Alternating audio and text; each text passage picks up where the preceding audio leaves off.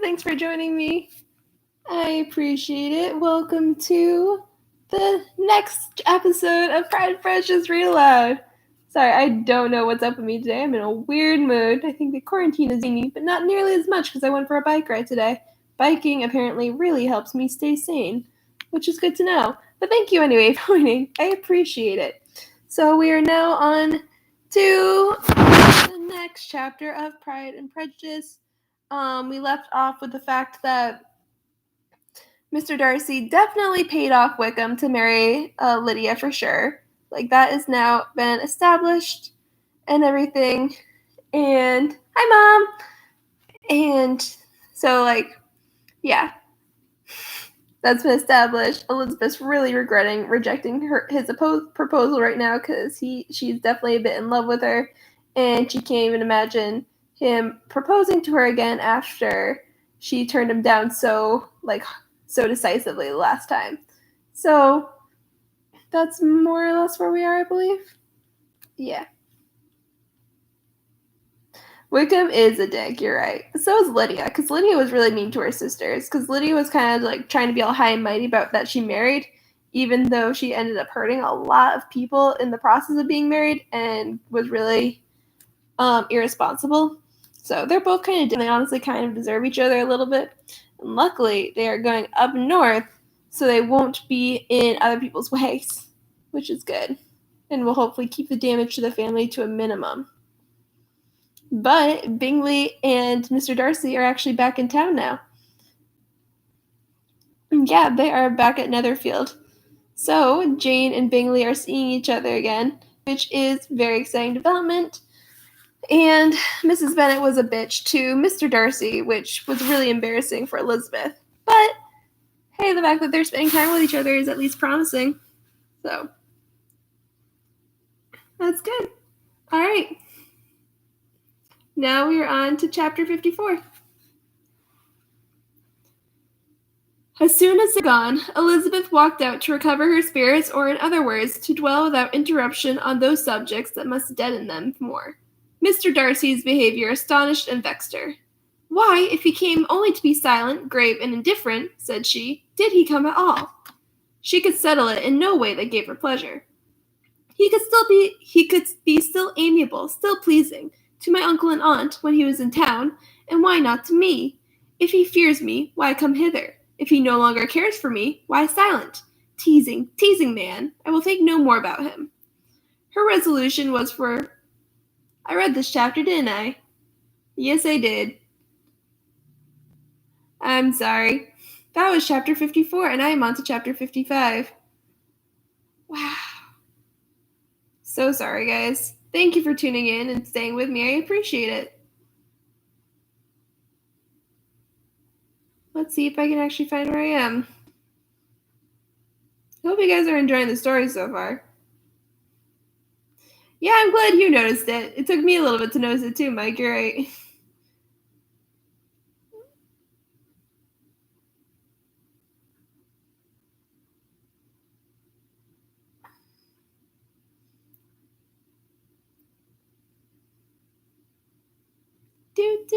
Okay, got it. All right, chapter 55, the real chapter where we're starting. Yay! All right, so a few days after this visit, Mr. Bingley called again and alone. His friend had left him that morning for London, but was to return home in 10 days' time. He sat with them about an hour and was in remarkably good spirits. Mrs. Bennet invited him to dine with them, but, with many expressions of concern, he confessed himself engaged elsewhere. Next time you call, said she, I hope we shall be more lucky. He should be particularly happy at any time, etc., etc., and if she would give him leave, would take an early opportunity of waiting on them. Can you come tomorrow? Yes, he had no engagement at all for tomorrow, and her invitation was accepted with alacrity. He came, and in such very good time that the ladies were none of them dressed. In ran Mrs. Bennet to her daughter's room, in her dressing gown, and with her hair half finished, crying out, Dear Jane, make haste and hurry down. He is come. Mr. Bingley is come. He is, indeed. Make haste, make haste. Here, Sarah, come to Miss Bennet this moment and help her on with her gown. Never mind Miss Lizzie's hair. We will be down as soon as we can, said Jane. but I dare say Kitty is forwarder than either of us, and she went upstairs half an hour ago." "Oh, hang Kitty! What has she to do with it? Come, be quick, be quick. Where is your sash, my dear?" But when her mother was gone, Jane would not be prevailed on to go down without one of her sisters. The same anxiety to get them by themselves was visible again in the evening. After tea, Mr. Bennet retired to the library, as was his custom, and Mary went upstairs to her instrument. Two obstacles of the five being thus removed, Mrs. Bennet sat looking and winking at Elizabeth and Catherine for a considerable time without making any impression on them. Elizabeth would not observe her, and when at last Kitty did, she very innocently said, "What is the matter, mamma? What do you keep winking at me for? What am I to do?" "Nothing, child, nothing. I did not wink at you." She then sat still 5 minutes longer, but unable to waste such a precious occasion, she suddenly got up and, saying to Kitty, "Come here, my love, I want to speak with you," took her out of the room. Jane instantly gave a look at Elizabeth, which spoke her distress at such premeditation, and her entreaty that she would not give in to it. In a few minutes, Mrs. Bennet half opened the door and called out, "Lizzie, my dear, I want to speak with you." Elizabeth was forced to go. "We may as well have them by themselves, you know," said her mother, as soon as she was in the hall. "Kitty and I are going upstairs to sit in my dressing room." Elizabeth made no attempt to reason with her mother, but remained quietly in the hall till she and Kitty were out of the sight, then returned into the drawing room. Mrs. Bennet's schemes for this day were ineffectual. Bingley was everything that was charming, except the professed lover of her daughter. His ease and cheerfulness rendered him a most agreeable addition to their evening party, and he bore with the ill-judged officiousness of the mother, and heard all her silly remarks with a forbearance and command of countenance particularly grateful to the daughter. He scarcely needed an invitation to stay supper, and before he went away an engagement was formed, chiefly through his own and Mrs. Bennet's means, for his coming next morning to shoot with her husband. After this day, Jane said no more of her indifference. Not a word passed between the sisters concerning Bingley, but Elizabeth went to bed in the happy belief that all must speedily be concluded till Mr. Darcy returned within the stated time. Seriously, however, she felt tolerably persuaded that all this must have taken place with that gentleman's concurrence. Bingley was punctual to his appointment, and he and Mr. Bennet spent the morning together as had been agreed on. The latter was much more agreeable than his companion expected. There was nothing of presumption or folly in Bingley that could provoke ridicule or disgust him into silence, and he was more communicative and less eccentric than the other had ever seen him. Bingley, of course, returned with him to dinner, and in the evening Mrs. Bennet's invitation was again at work to get everybody away from him and her daughter. Elizabeth, who had a letter to write, went into the breakfast room for that purpose soon after tea, for as the others were all going to sit down to cards, she could not be wanted to counteract her mother's schemes. But on returning to the drawing room, when her letter was finished, she saw, to her infinite surprise, there was more reason to fear that her mother had been too ingenious for her. On opening the door, she perceived her sister and Bingley standing together over the hearth, as if engaged in earnest conversation, and had this led to no suspicion, the faces of both, as they hastily turned round and moved away from each other, would have told it all. Their situation was awkward enough, but hers, she thought, was still worse. Not a syllable was uttered by either, and Elizabeth was on the point of going away again, when Bingley, who as well as the other had sat down, suddenly rose, and, whispering a few words to her sister, ran out of the room. Jane could have no reserves from Elizabeth where confidence would give pleasure, and instantly embracing her, acknowledged, with the liveliest emotion, that she was the happiest creature in the world. "'Tis too much," she added, "by far too much. I do not deserve it. Why is not everybody as happy?" Elizabeth's congratulations were given with a sincerity, a warmth, a delight, which words could but poorly express. Every sentence of kindness was a fresh source of happiness to Jane, but she would not allow herself to stay with her sister, or say half that remained to be said for present. "I must go instantly to my mother," she cried. "I would not on any account trifle with her affectionate solicitude, or allow her to hear it from anyone but myself. He has gone to my father already. Oh, Lizzie, to know that what I have to relate will give such pleasure to all my dear family. How shall I bear so much happiness? She then hastened away to her mother, who had purposely broken up the card party and was sitting upstairs with Kitty. Elizabeth, who was left by herself, now smiled at the rapidity and ease which finally settled, that had given them so many previous months of suspense and vexation. And this, she said, is the end of all his friends' anxious circumspection, of all his sister's falsehood and contrivance, the happiest, wisest, most reasonable end. In a few minutes she was joined by Bingley, whose conference with her father had been short and to the purpose. "Where is your sister?" said he hastily, as he opened the door. "With my mother upstairs. She will be down in a moment, I dare say." He then shut the door, and, coming up to her, claimed the good wishes and affection of a sister. Elizabeth honestly and heartily expressed her delight in the prospect of their relationship. They shook hands with great cordiality, and then, till her sister came down, she had to listen to all he had to say of his own happiness and of Jane's perfections. And in spite of his being a lover, Elizabeth really believed all his expectations of felicity to be rationally founded, because they had for basis the excellent understanding and super-excellent disposition of Jane and a general similarity of feeling and taste between her and himself. It was an evening of no common delight to them all. The satisfaction of Miss Bennet's mind gave a glow of such sweet animation to her face as made her happier than ever. Kitty simpered and smiled, and hoped her turn was coming soon. Mrs. Bennet could not give her consent or speak her approbation in terms warm enough to satisfy her feelings, though she talked to Bingley of nothing else for half an hour, and when Mr. Bennet joined them at supper, his voice and manner plainly showed how really happy he was. Not a word, however, passed his lips in allusion to it, till their visitor took his leave for the night. But as soon as he was gone, he turned to his daughter and said, "Jane, I congratulate you. You will be a very happy woman." Jane went to him instantly, kissed him, and thanked him for his goodness. "You are a good girl," he replied, "and I have great pleasure in thinking you will be so happily settled. I have not a doubt of your doing very well together. Your tempers are by no means unlike. You are each of you so complying that nothing will ever be resolved on, so easy that every servant will cheat you, and so generous that you will always exceed your income." "I hope not so. Imprudence or thoughtlessness in money matters would be unpardonable in me."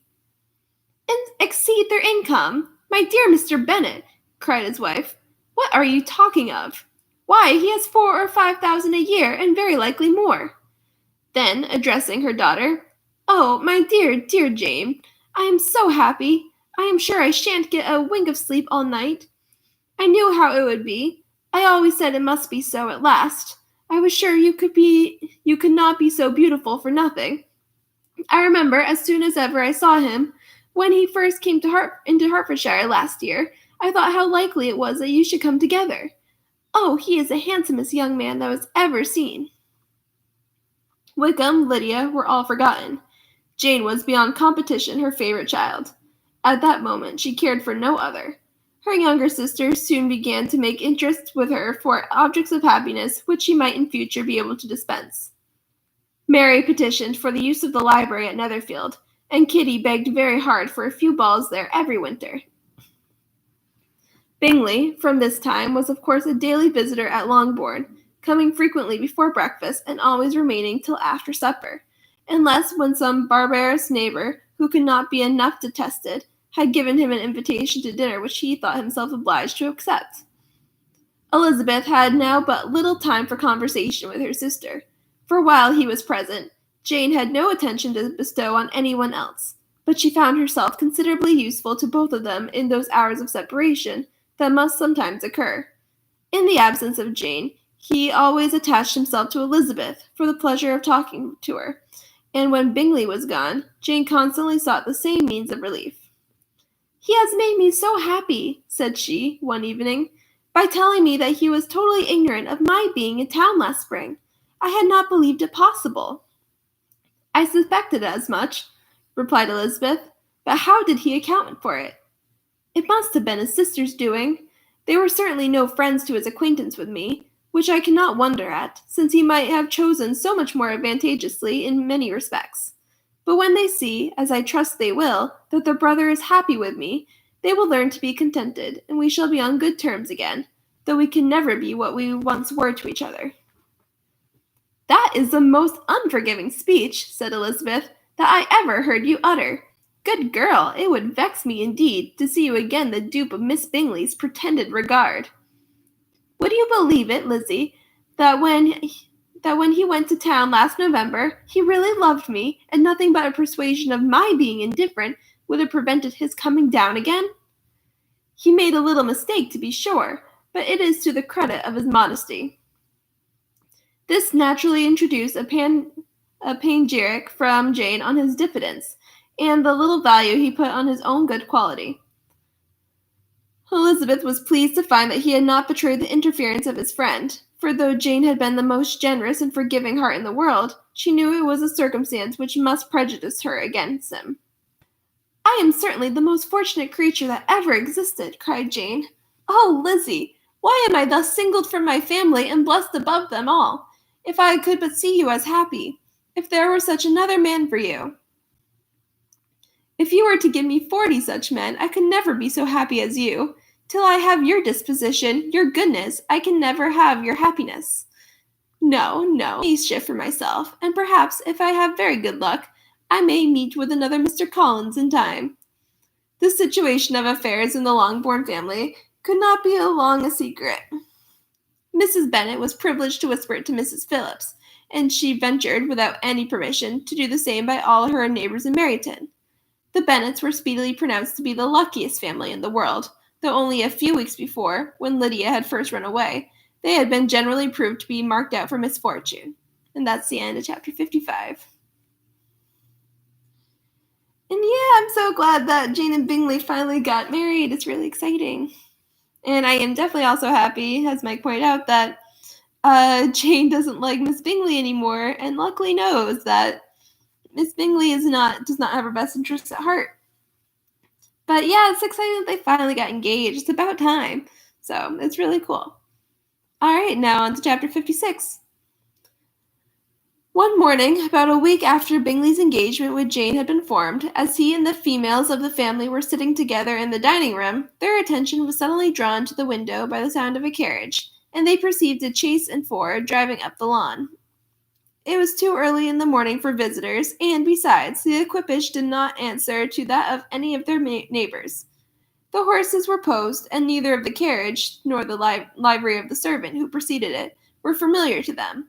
As it was certain, however, that somebody was coming, Bingley instantly prevailed on Miss Bennet to avoid the confinement of such an intrusion, and walked away with him into the shrubbery.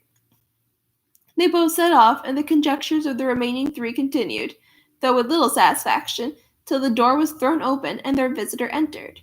It was Lady Catherine de Bourgh. They were all, of course, intending to be surprised, but their astonishment was beyond their expectation, and on the part of Mrs. Bennet and Kitty, though she was perfectly unknown to them, even inferior to what Elizabeth felt. She entered the room with an air more than usually ungracious, made no other reply to Elizabeth's salutation than a slight inclination of the head, and sat down without saying a word. Elizabeth had mentioned her name to her mother on her ladyship's entrance, though no request of introduction had been made. Mrs. Bennet, all amazement, though flattered by having a guest of such high importance, received her with the utmost of politeness. After sitting for a moment in silence, she said very stiffly to Elizabeth, "I hope that you are well, Miss Bennet. That lady, I suppose, is your mother." Elizabeth replied very concisely that she was. "And that, I suppose, is one of your sisters." "Yes, ma'am," said Mrs. Bennet, delighted to speak to Lady Catherine. "She is my youngest girl but one. My youngest of all is lately married, and my eldest is somewhere about the grounds, walking with a young man who, I believe, will soon become part of the family." "You have a very small park here," returned Lady Catherine after a short silence. "It is nothing in comparison of Rosaling's, my lady, I dare say, but I assure you that it is much larger than Sir William Lucas's." "This must be a most inconvenient sitting-room for the evening. In summer, the windows are full west." Mrs. Bennet assured her that they never sat there after dinner, and then added, May I take the liberty of asking your ladyship whether you left Mr. and Mrs. Collins well? Yes, very well. I saw them the night before last. Elizabeth now expected that she would produce a letter for her from Charlotte, as it seemed the only probable motive for her calling. But no letter appeared, and she was completely puzzled. Mrs. Bennet, with great civility, begged her ladyship to take some refreshment, but Lady Catherine very resolutely, and not very politely, declined eating anything, and then, rising up, said to Elizabeth, Miss Bennet, there seems to be a prettyish kind of a little wilderness on one side of your lawn. I should be glad to take a turn in it if you will favour me with your company. Go, my dear, cried her mother, and show her ladyship about the different walks. I think she will be pleased with the hermitage. Elizabeth obeyed, and running into her own room for her parasol, attended her noble guest downstairs. As they passed through the hall, Lady Catherine opened the doors into the dining parlour and drawing-room, and, pronouncing them, after a short survey, to be decent-looking rooms, walked on. Her carriage remained at the door, and Elizabeth saw that her waiting-woman was in it. They proceeded in silence along the gravel walk that led to the copse.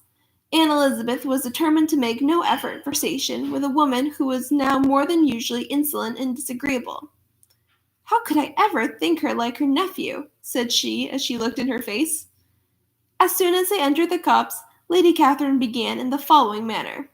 You can be at no loss, Miss Bennet, to understand the reason of my journey hither. Your own heart, your own conscience, must tell you why I come. Elizabeth looked with unaffected astonishment. Indeed, you are mistaken, madam. I have not at all been able to account for the honour of seeing you here. Miss Bennet, replied her ladyship in an angry tone, you ought to know that I am not to be trifled with. But, however insincere you may choose to be, you shall not find me so. My character has ever been celebrated for its sincerity and frankness, and it is a cause of such a moment as this, I shall certainly not depart from it. A report of a most alarming nature reached me 2 days ago. I was told that not only your sister was on the point of being most advantageously married, but that you, that Miss Elizabeth Bennet, would in all likelihood be soon afterwards united to my nephew, my own nephew, Mr. Darcy. Though I know it must be a scandalous falsehood, though I would not injure him so much as to suppose the truth of it possible, I instantly resolved on setting off for this place, that I might make my sentiments known to you. If you believed it impossible to be true, said Elizabeth, colouring with astonishment and disdain, I wonder you took the trouble of coming so far. What could your ladyship propose by it? At once to insist upon having such a report universally contradicted. You are coming to Longbourn to see me and my family, said Elizabeth coolly, will be rather a confirmation of it, if indeed such a report is in existence. If! Do you then pretend to be ignorant of it? Had it not been industriously circulated by yourselves? Do you not know that such a report is spread abroad? I never heard that it was. And can you likewise declare that there is no foundation for it? I do not pretend to possess equal frankness with your ladyship. You may ask questions which I shall not choose to answer. This is not to be borne. Miss Bennet, I insist upon being satisfied. Has my nephew made you an offer of marriage? Your ladyship has declared it to be impossible. It ought to be so. It must be so, while he retains the use of his reason. But your arts and allurement may, in a moment of infatuation, have made him forget what he owes to himself and to all his family. You may have drawn him in. If I have, I shall be the last person to confess it. Miss Bennet, do you know who I am? I am not accustomed to such language as this. I am almost the nearest relation he has in the world, and am entitled to know all his dearest concerns. But you are not entitled to know mine, nor will such behavior as this ever induce me to be explicit. Let me be rightly understood. This match, to which you have the presumption to aspire, can never take place. No, never. Mr. Darcy is engaged to my daughter. Now what have you to say? Only this, that if he is so, you can have no reason to suppose he will make an offer to me. Lady Catherine hesitated for a moment, and then replied, The engagement between them is of a peculiar kind. From their infancy they have been intended for each other. It was a favourite wish of his mother, as well as of hers. While in their cradles, we planned the union, and now, at the moment, when the wishes of both sisters would be accomplished in their marriage, to be prevented by a young woman of inferior birth, of no importance in the world, and wholly unallied to the family. Do you pay no regard to the wishes of his friends, to his tacit engagement with Miss de Bourgh? Are you lost to every feeling of propriety and delicacy? Have you not heard me say that from his earliest hours he was destined for his cousin? Yes, and I had heard it before. But what is that to me? If there is no other objection to my marrying your nephew, I shall certainly not be kept from it by knowing that his mother and aunt wished him to marry Miss Bourgh. You both did as much as you could in planning the marriage. Its completion depended on the others. And Mr. Darcy is neither by honor nor inclination confined to his cousin. Why ought not he to make another choice? And if I am that choice, why may not I accept him? Because honor, decorum, prudence, nay, interest, forbid it. Yes, Miss Bennet, interest. For do not expect to be noted by his family or friends if you wilfully act against the inclinations of all. You will be censured, slighted, and despised by everyone connected with him. Your alliance will be a disgrace. Your name will never even be mentioned by any of us. These are heavy misfortunes, replied Elizabeth, but the wife of Mr. Darcy must have such extraordinary sources of happiness necessarily attached to her situation that she could, upon the whole, have no cause to repine. Obstinate, headstrong girl, I am ashamed of you. Is this your gratitude for my attentions to you last spring? Is nothing due to me on that score? Let us sit down. You are to understand, Miss Bennet, that I came here with a determined resolution of carrying my purpose, nor will I be dissuaded from it. I have not been used to submit to any person's whims. I have not been in the habit of brooking disappointment. That will make your ladyship's situation at present more pitiable, but it will have no effect on me. I will not be interrupted. Hear me in silence. My daughter and my nephew are formed to each other. They are descended, on the maternal side, from the same noble line, and on their father's, from respectable, honorable, and ancient, though untitled, families. Their fortune on both sides is splendid. They are destined for each other by the voice of every member of their respective houses. And what is to divide them? The upstart pretensions of a young woman without family connections or fortune? Is this to be endured? But it must not, shall not be. If you were sensible of your own good, you would not wish to quit the sphere in which you have been brought up. In marrying your nephew, I should not consider myself as quitting that sphere. He is a gentleman. I am a gentleman's daughter. So far we are equal. True, you are a gentleman's daughter, but who is your mother? Who are your uncles and aunts? Do not imagine me ignorant of their condition. Whatever my connections may be, said Elizabeth, if your nephew does not object to them, then they can be nothing to you. Tell me once for all, are you engaged to him? Though Elizabeth would not, for the mere purpose of obliging Lady Catherine, have answered this question, she could not but say, after a moment's deliberation, I am not. Lady Catherine seemed pleased. And will you promise me never to enter into such an engagement? I will make no promise of the kind. Miss Bennet, I am shocked and astonished. I expected to find a more reasonable young woman. But do not deceive yourself into a belief that I will ever recede. I shall not go away till you have given me the assurance I require. And I certainly never shall give it. I am not to be intimidated into something so wholly unreasonable. Your ladyship wants Mr. Darcy to marry your daughter, but would my giving you the wished-for promise make their marriage at all more probable? Supposing him to be attached to me, would my refusing to accept his hand make him wish to bestow it on his cousin? Allow me to say, Lady Catherine, that the arguments with which you have supported this extraordinary application have been as frivolous as the application was ill-judged.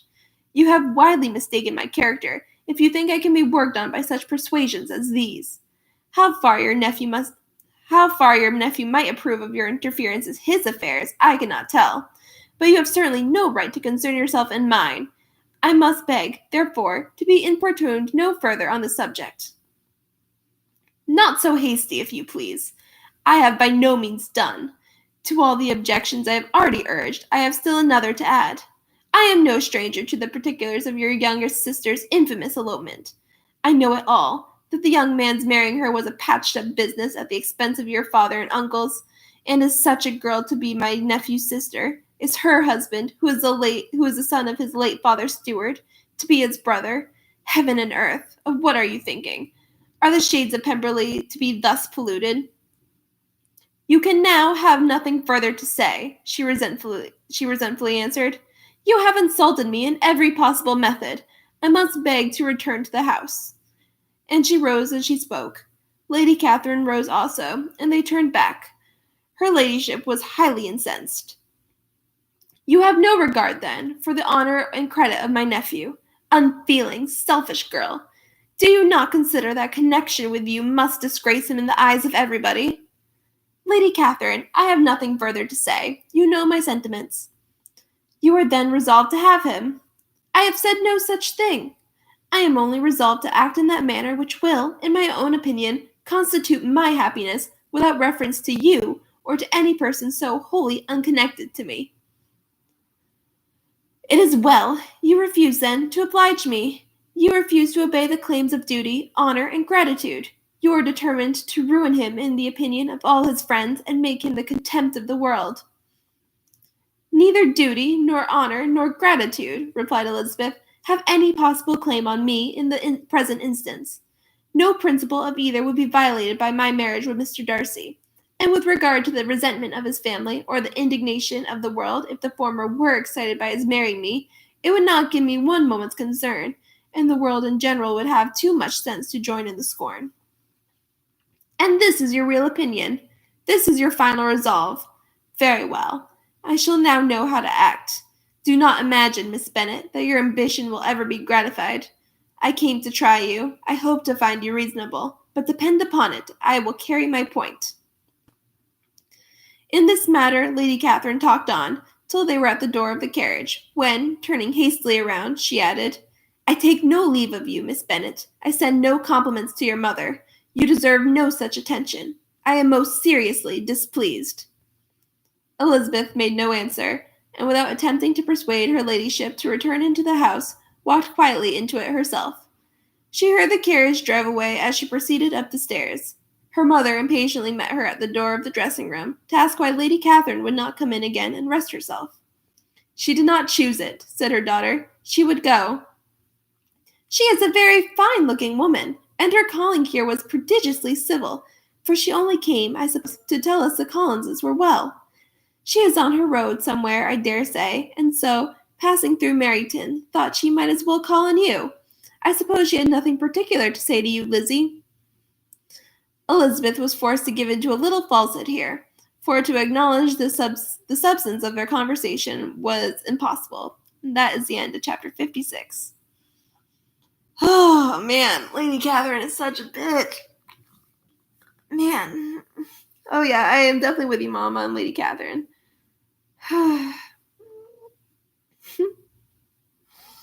am definitely really happy that Elizabeth spoke her mind about that instead of bending to her, Lady Catherine's wills. That is very good, and I'm happy about that. And that was probably definitely hard since Lady Catherine has so much authority, but Elizabeth was just not having it, and I am very happy.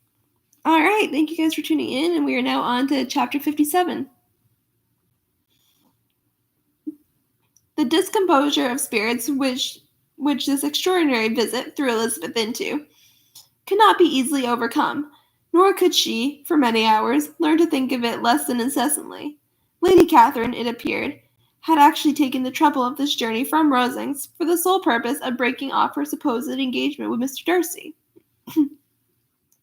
It was a rational scheme, to be sure, but from what the report of their engagement could originate, Elizabeth was at a loss to imagine, till she recollected that his being the intimate friend of Bingley, and her being the sister of Jane, was enough, at a time when the expectation of one's wedding made everybody eager for another, to supply the idea.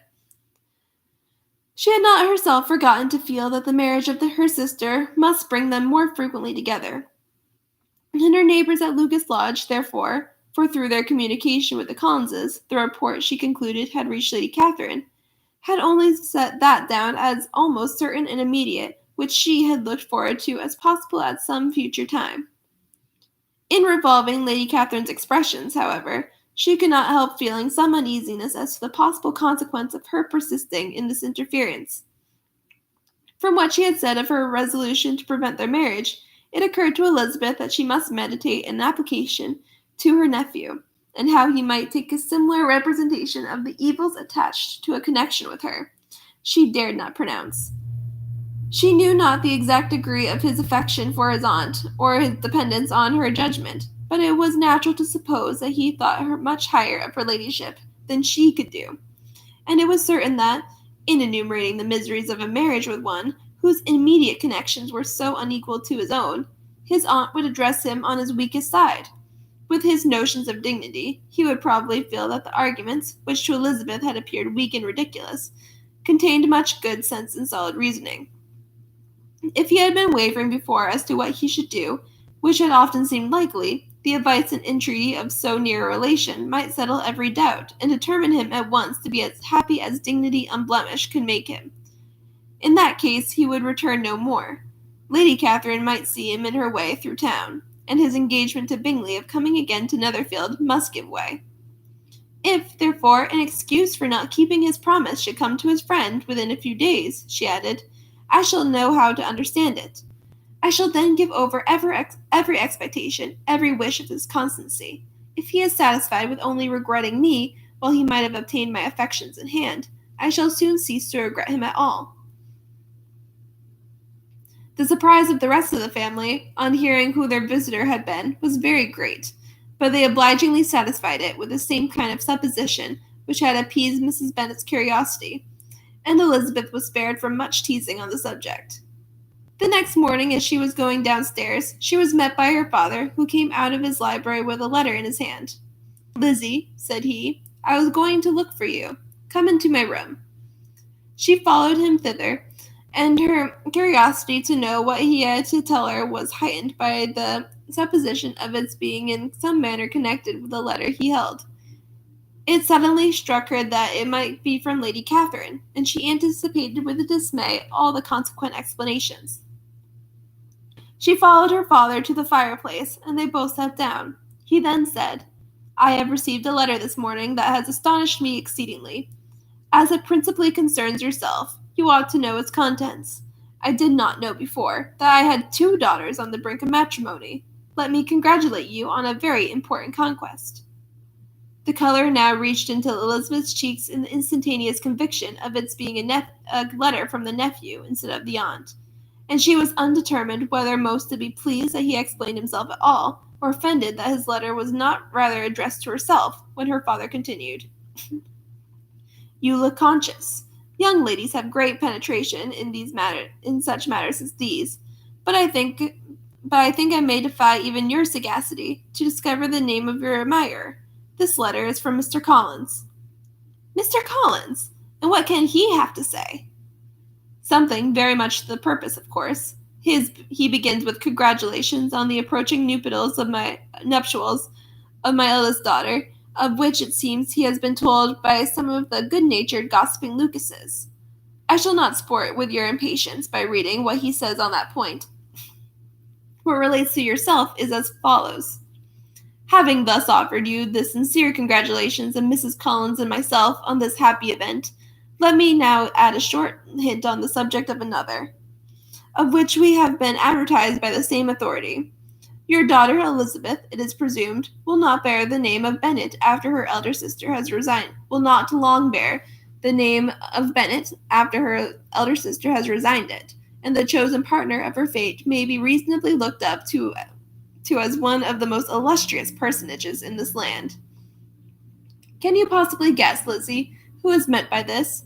This young gentleman is blessed in a peculiar way with everything the heart of mortal can most desire, splendid property, noble kindred, and extensive patronage.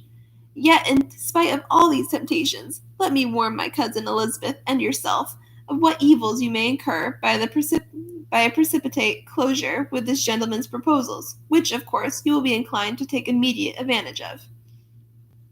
Have you any idea, Lizzie, who this gentleman is? But now it comes out. My motive for cautioning you is as follows. We have reason to imagine that his aunt, Lady Catherine de Bourgh, does not look on the match with a friendly eye. Mr. Darcy, you see, is the man. Now, Lizzie, I think I have surprised you. Could he, or the Lucases, have pitched on any man within the circle of our acquaintance, whose name would have given the lie more effectually to what they related? Mr. Darcy, who never looks at any woman but to see a blemish, and who probably never looked at you in his life. It is admirable. Elizabeth tried to join in her father's pleasantry, but could only force one most reluctant smile. Never had his wit been directed in a manner so little agreeable to her. Are you not diverted? Oh, yes. Pray read on. After mentioning the likelihood of this marriage to her ladyship last night, she immediately, with her usual condescension, expressed what she felt on the occasion, when it became apparent that on the score of some family's objections on the part of my cousin, she would never give her consent to what she termed so disagreeable a match. I thought it my duty to give the speediest intelligence of this to my cousin, that she and her noble admirer may be aware of what they are about, and not run hastily into a marriage which has not been properly sanctioned. Mr. Collins, moreover, adds, I am truly rejoiced that my cousin Lydia's sad business has been so well hushed up, and am only concerned that their living together before the marriage took place should be so generally known. I must not, however, neglect the duties of my station, or refrain from declaring my amazement at hearing that you received the young couples into your house as soon as they were married. It was an encouragement of vice, and had I been the rector of Longbourn, I should have very strenuously have opposed to it. You ought certainly to forgive them as a Christian, but never to omit them in your sight, or allow their names to be mentioned in your hearing. That is his notion of Christian forgiveness. The rest of his letter is only about his dear Charlotte's situation, and his expectation of a young olive branch. But, Lizzie, you look as if you do not enjoy it. You are not going to be missish, I hope, and pretend to be affronted at an idle report. From what do we live, but to make sport of our neighbors and laugh at them in our turn? Oh, cried Elizabeth, I am excessively diverted, but it is so strange. Yes, that is what makes it amusing. Had they fixed on any other man, it would have been nothing. But his perfect indifference and your pointed dislike make it so delightfully absurd. Much as I abominate writing, I would not give up Mr. Collins' correspondence for any consideration. Nay, when I read a letter of his, I cannot help giving him the preference even over Wickham, much as I value the impudence and hypocrisy of my son-in-law. And pray, Lizzie, what say Lady Catherine about this report? Did she call to refuse her consent? To this question his daughter replied only with a laugh, and as it had been asked without the least suspicion, she was not distressed by his repeating it. Elizabeth had never been more at a loss to make her feelings appear what they were not. It was necessary to laugh when she would rather have cried. Her father had most cruelly mortified her by what he said of Mr. Darcy's indifference, and she could do nothing but wonder at such a want of penetration, or fear that perhaps, instead of his seeing too little, she might have fancied too much. And that's the end of chapter 57. Man, poor Elizabeth. She is just getting it on all sides today. Like, her father really didn't mean anything bad, because her father really doesn't know that Elizabeth's opinions of Mr. Darcy has changed, and that Mr. Darcy has definitely looked at Elizabeth. But I was just like, and he just thought it was like this silly rumor that they could laugh about together. But it was just like so torture for Elizabeth right there, and that's really sad. And then after just hearing from Lady Catherine and getting abused by her for so long, like poor Elizabeth. But, thank you guys so much for joining in. I appreciate it. I hope you guys have a good day, and I hope you guys stay safe. And thank you so much. See you guys.